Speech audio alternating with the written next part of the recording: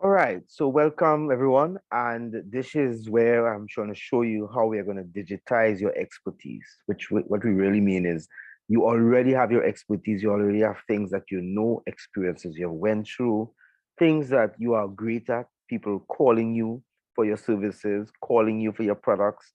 But how do we take that, all of that which you have, and turn it into a profitable digital business? This is what this is about. Okay. Now, in order to do this properly, we really need to look at the digital framework, right? But digital productivity framework, because the productivity system is what is needed to actually make you do it faster with less effort. So from the framework, we look at the system, we look at the different tools we use in the systems, and then we'll also find out how do we analyze the returns that we are getting. We are doing some work, we need to analyze it. So we need to use some productivity analysis, some sort of system to analyze it for us. And then once we can analyze all that's up happening and we are okay and we love what we're seeing, then we need to now automate it. How do we automate it so we can actually pull back our effort, but actually have it running and working for us? The reason for doing all of this is so that you can actually leverage your effort, leverage your time. Okay. So you're putting less and you get more results. In other words, you get to do more with less. All right. You get more results from less effort, less expense, less hours of work. This is what we're going to talk about. All right. Now, we know that one of the biggest needs that you have is that you want more clients. All right. Everybody wants more clients because you want to get more income. All right. And of course, the problem is you don't want to really expend more time because you are so busy, so swamped for time. You have to try to find time to actually get work done. So you want to use less time to get those results.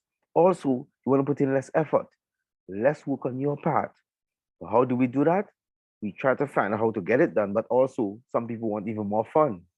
They want more entertainment. They want more excitement in their life, right? Even while they want to get more results, but use less time. They want to have more time for their family, more recreational time with their loved ones, and so forth. More time to rest and recreate. Okay. Now, in all of this, the biggest limitations we have are how we think and the environment in which we operate, or perspective of where we are. And one of those big things is trying to grapple with between the working hard and the working smart. I mean, this working smart phrase has been coined a long time ago, in the early 20s. And I remember starting this program and showing people how to work smart. The challenge is that a lot of people are addicted to their work, to their struggle, to their effort. So what happened is that to change that sometimes it's very challenging because you really want to put in the hours. So you want to say, I worked 5 hours extra, or I put in 16 hours today or 20 hours today. People like to boast about that. But what about boasting about the fact that instead of working 8 hours, I was able to work 3 hours and I was able to get 16 hours work done or 12 hours work done with just 3 hours? How about that? That transfer of mentality and of actual emotional attachment to your work is really needed for you to move from working hard to working smart. Also, we want people to be able to move from a consumer mentality to a producer mentality. Do you know that most people, especially in the Caribbean, have no problem purchasing something online? So they could consume, purchase. But you know what? If you ask them, would you like to produce something to sell online? Ooh, you hear a lot of noise, chaos, delays. And why is that? Why is it so difficult for them to see the benefit of being a producer over a consumer? Now, they think about it logically, they agree. But to make the decision to actually step out and say, I'm tired consuming, I'm start spending, it's time for me to be making some money online. It's time for me to be creating something. It becomes very challenging for them. So that transfer of operation is needed from consumer to producer. Also, one of the challenges that a lot of people in the Caribbean look at the Caribbean market, they limit themselves to the people in the island, or they limit themselves to the people in other islands in the Caribbean, not realizing that the whole globe is at the fingertips. They can actually be producing or creating products and services for people around the world in other countries. We want to get rid of that limitation. Okay. Also, that has led to the devaluation of Caribbean currencies. A lot of Caribbean currencies are struggling to in purchasing or even in meeting the needs of the people in the country because the value of the products they have to import higher in cost than the products they have in their own country. As a matter of fact, to produce some of the products in their own country is so expensive. They have to purchase something from outside, right? So we are dealing with this whole issue of the value of our currency that is so low. And then we are also dealing with because of that, we're dealing with the increased cost of living. It's expensive sometimes to even buy clothes or even food on the supermarket. So some people decide to shop online and purchase bulk, but you want to change that. But you have to change from the individual level. Now, corporately, of course, it increases and nationally increases the import bills of the different countries. So in order to change this framework, this environment, this capitalist kind of scenario where we are actually at the lower end of the stick, we need to change our mindset and the limitations that we have. Okay. That way, we need to do it through something called leveraging. Leveraging what we already have. How to take the little we have, the little time we have, the little knowledge and experiences and expertise we have, and how to get big returns from them. It's called adding value. It's a valuable system that we need to create in order to get the profitability of it. Okay, the more value you create, the more profit you receive. Okay, not the longer you work or the harder you work, but the more value you create. And we're going to show you how to do that. Now we're going to use something called digital um, the digital productivity framework. And that starts with looking at people first. Because people are more important than the products and the services you have. People are more important than the experiences and the expertise that you have. As good as they are, the most important asset is the people that you serve. You have to come to that place to have that as the most valuable asset. Now, once you could find the people who need your service, the next step is to find out what pain do they have. You have to zero in not just on the situations that they're facing, but who are they feeling about the situations they're in. So if they lack something, how are they feeling about that lack? If they're experiencing a difficulty in a specific area, whether it's physical, whether it's emotional, relational, whether it's environmental, whether it's financial, whatever it is, you need to find out how they really feel about it.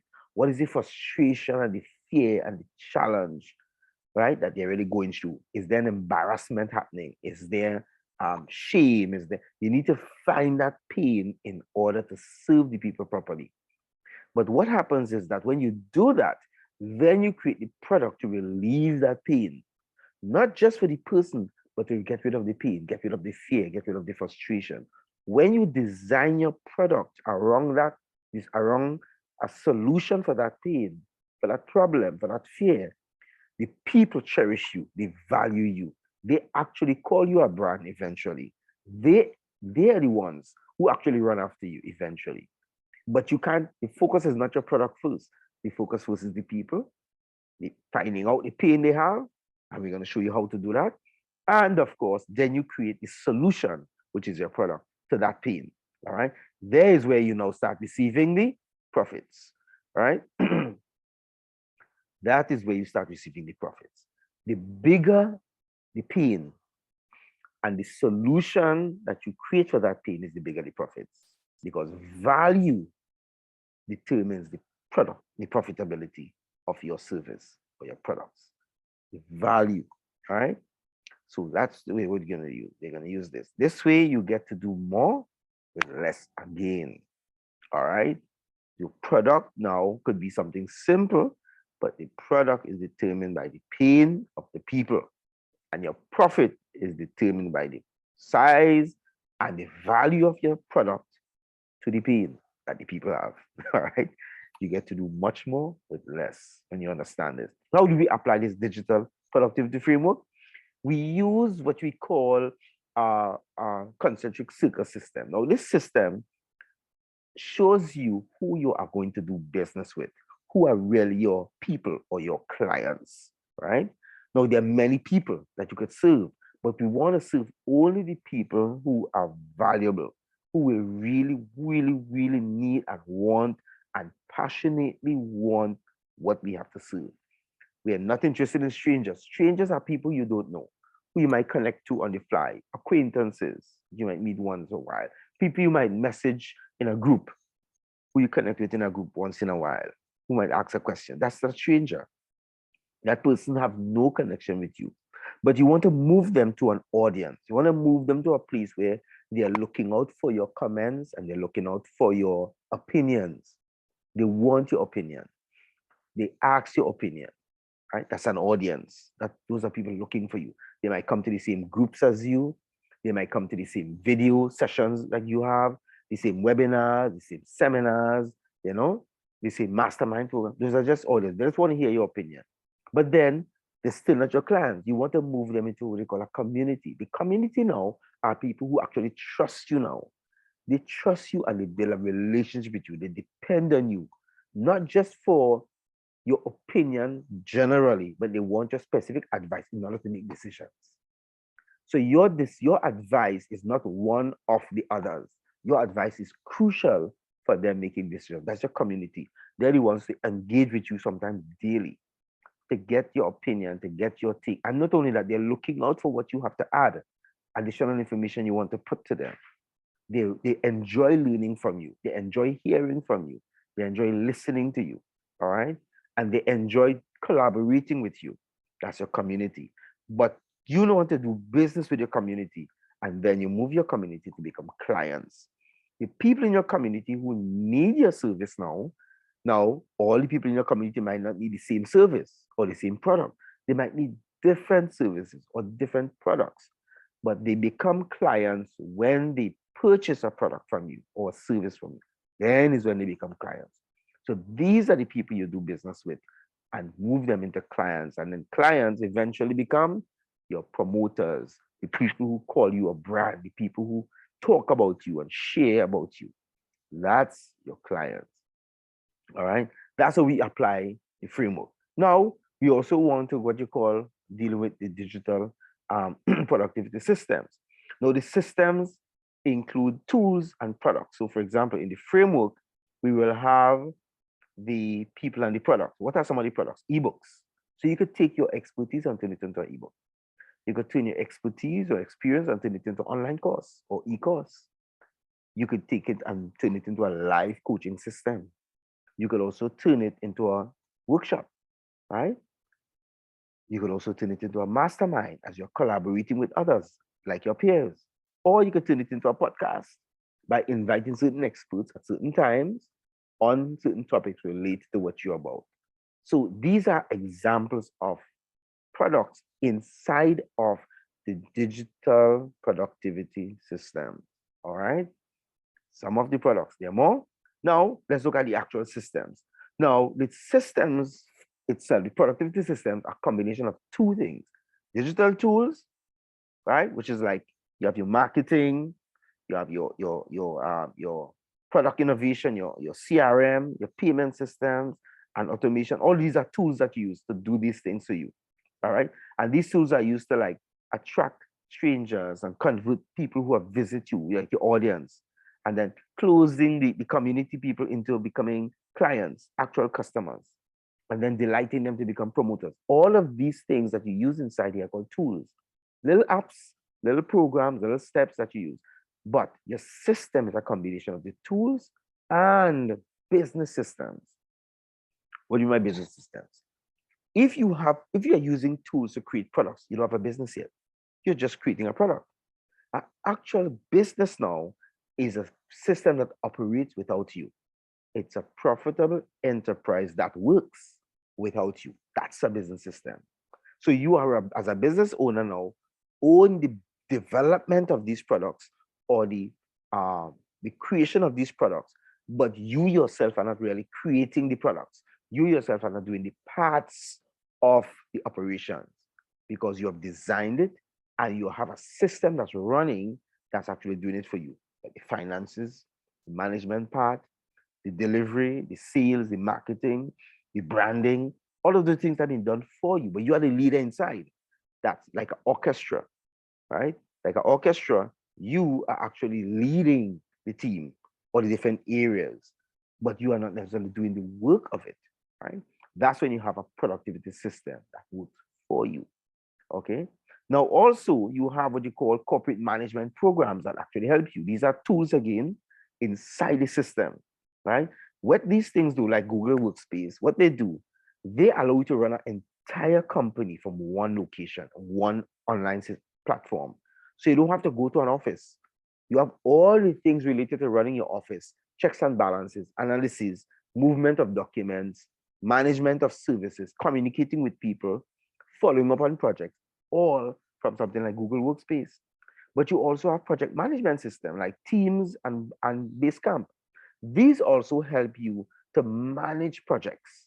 So you have information sent backward and forward inside of the system where you are seeing what's happening. You are seeing who's finished with what stage they are at, how far along somebody has been, what documents need to be signed, what documents need to be changed or corrected, what things need to be produced and created, who need to be contacted, timelines, deadlines, timetables. All of these things are inside of the project management system, right? Microsoft Teams is one, but Basecamp is also another one, right? And there are a lot of others. In any of these management systems, there are tons of others that you could use. I just use some just as an example, all right? But the important thing is that you have a tool in that operates the system for you. And of course, you have like the e-commerce project optimization systems. What these things do is that if you have an e-commerce store or e-commerce company that sells or buys things, or even on Amazon, you could actually employ or purchase one of these tools that actually manage the operations and optimize the operations. So what it does, it shows you how to do your research. Inside of there, you can actually do your research for the products. And then it moves you along to see how it's being purchased, what prices, what the competitiveness, what competitive edge you have over another competitor, what adjustments that are taking place in the future, and what adjustments you need to make now for the future. So these are some of the tools that do all of these things. Plus, they give you forecasts and adjustments you can make, how you could collaborate with others. I mean, there are tons of areas inside of these what they call project optimization programs that you could use to manage an entire operation online. E-commerce system like Shopify and all these things, you can actually use this to manage your Shopify store. Use one of these to manage your Shopify operation, right? And a lot of other operations. There are a lot of platforms you could use to actually sell your products online. But these optimization thing actually shows you the analysis of what you are doing. If it's right, if it's wrong, if it's getting traction or not, if you need to make adjustments or not, how you're spending your money, are you really profiting or losing, right? What changes are taking place in the market? What are the demands? What are the supply, right? Is it getting, are there more supply than demand? Is it less demand than supply? All of those things. These things, these operations or these programs actually show you all of these things in one place, and you get to make decisions. You need to know what about inventory. If you're ordering something or you are dealing with inventory on Amazon or inventory in a Shopify store, it helps you to manage all the inventory. Should you buy more? Should you buy less? You know, all of these things, the payment systems. I mean, a lot of it is being done inside of the project optimization systems, right? And then you also have what you call learning management systems. Now, learning management system is specifically related to university or learning institution like a school or something. So could you imagine running an entire university online? That's what happens. You could actually not just create courses, but you could manage all the different parts like registration, right? Uploading of courses, user enrollment, like the students, right? You can track how far along they are, how far, what, or if a student is have an issue with a lecturer, if the lecturer is performing the way they're supposed to, reviews, systems like that, you go to analysis and training of people. That's a whole entire school where you can do the administration, secretarial duties, all of this in your learning management system, right? Assignments, curriculums, finish deadlines to be made, um, queries that are made by either lecturer or student. I mean, things like that. There's so much payment system, making sure payment goes through. So if somebody pays, they get access to certain courses, or they are blocked from certain courses based upon if payment is delayed. All of these things are done in a learning management system. So all of these things, which really creates a framework for your productivity system, allows you to use any one of them to build any kind of business, whether it's a physical product business, a digital product business, a learning institution as a business, right? Any one of them you could use. These are just different kinds of programs online. Most of them are cloud-based. So you just go to the cloud, you type in the name, you register, you own a whole platform, and you could run it, learn how it's done, and actually manage it with all the different people in your organization. That's how beautiful this is. All right. Now, inside of the systems are the tools. All right. So the digital productivity tools allow you to actually get the work done, the individual work done. So market research, you want to find out what are people looking for. There are different programs you use to find out what questions people are asking on Google, on Facebook, on LinkedIn, on Twitter, on Instagram, and if you're on Yahoo, on Bing, all over the world. You can actually have this. These tools go through the internet and find questions related to your framework, to your phrase or your content or your expertise or your experience that you want to serve others. Right? They go through the internet for you. Bring all of them, and you actually see what people are asking, and then you get to see the different questions, and you pick out different ones and say, okay, I want to see more about this. How many people are asking for this? What's the profitability of this question or this particular target group? That's what market research tools do for you. All right. But then after you do that, now you need to market to them. You need to do what you call direct response marketing, right? Using things like funnels, or you could use what you call the flywheel, which is actually more beneficial these days, to market to these people to test to find out, are they really interested in a solution?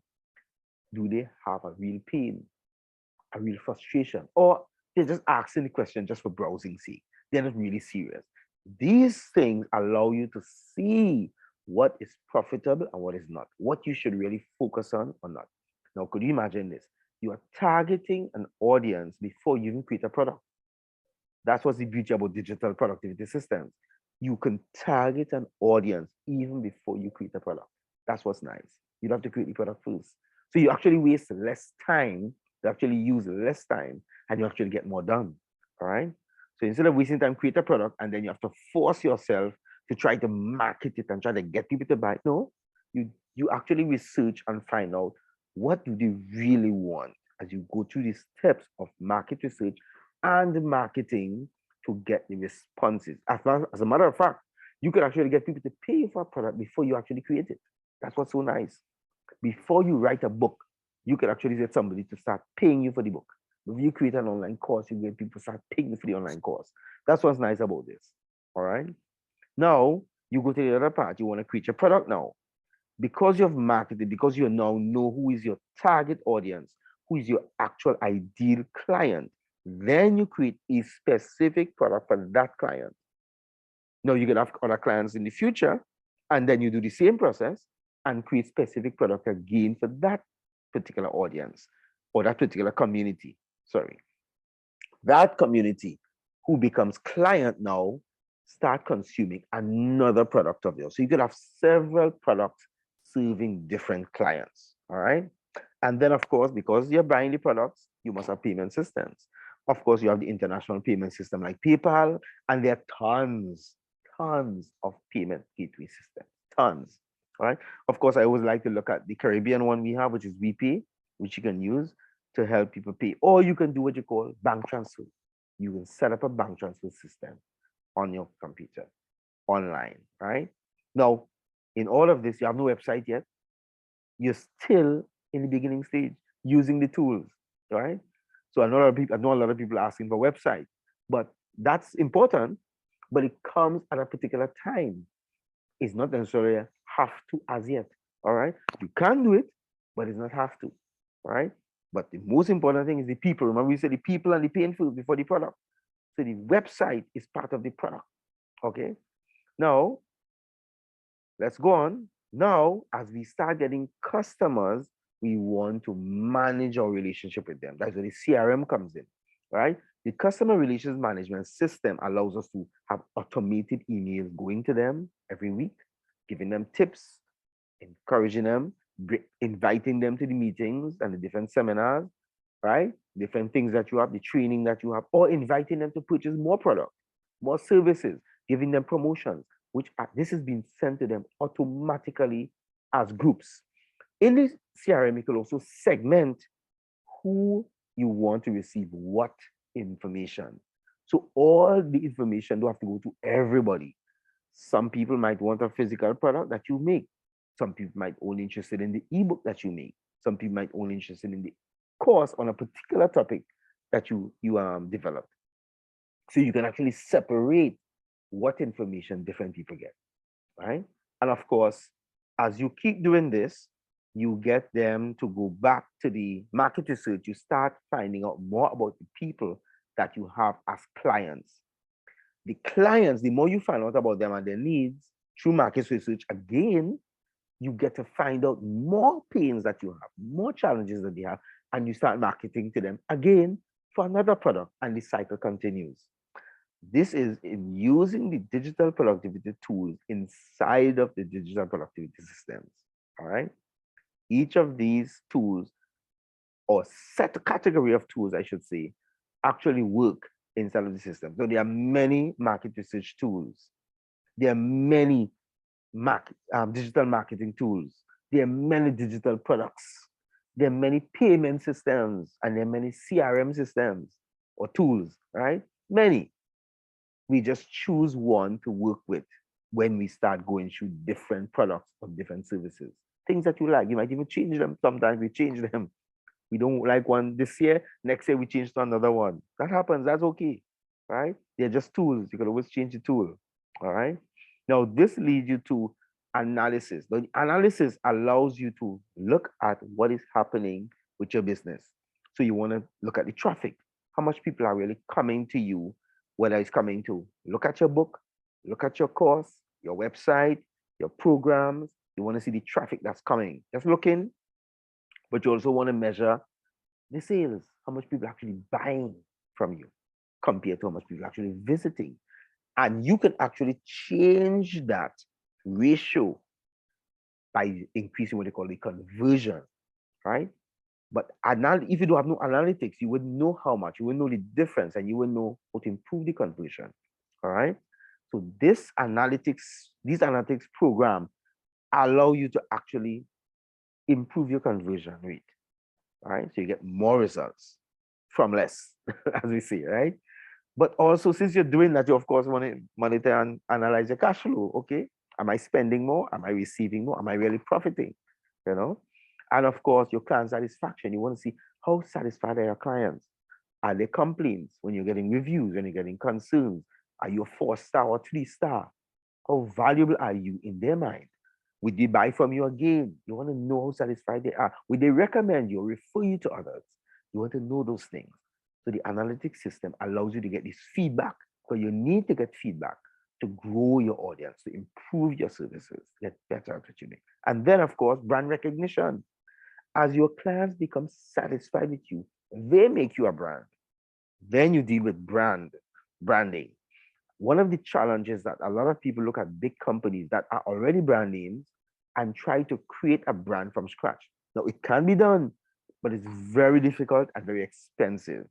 But if you do it this way, you actually spend less money to create a brand, much like a fraction of the cost, because the people makes you the brand. You don't make yourself the brand. The people, the clients make you a brand. They call about you. They talk about you.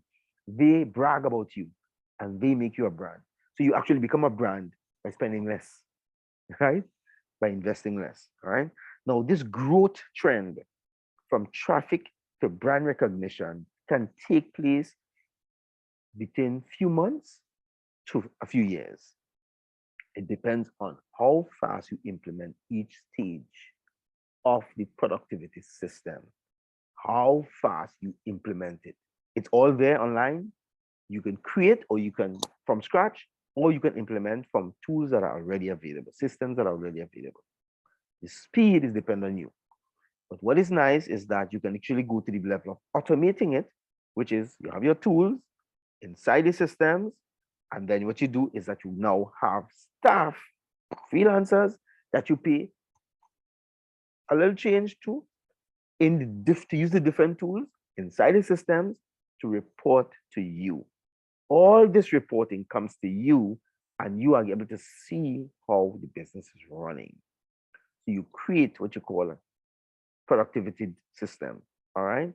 This is what we talk about when we talk about digitizing your expertise. So you have an automated system that's running for you even while you're sleeping, even while you're on vacation, even while you're with your family, right? You have a system that's running from you. All you do is in the morning or whenever you want, you look at your reporting system, which could be one page or half a page, and you see cash flow, client satisfaction, traffic, conversion, sales conversion. You could actually just see those things. So you can see what's happening in your business from one sheet, from half a sheet, from one page. That's what's nice about this, digitizing it so that you can do more with less. All right. So let's digitize what you have and turn your expertise into a profitable digital business. So you can relax on the beach and still have business running. All right. And therefore, if you do this, you will actually have more time on your hands to do whatever you want to do, even to create another business, create another enterprise, to even start giving your time away free, right? In your community, whatever you want to do with it. So join me in digitizing your expertise and getting more done with less. All right. Thank you.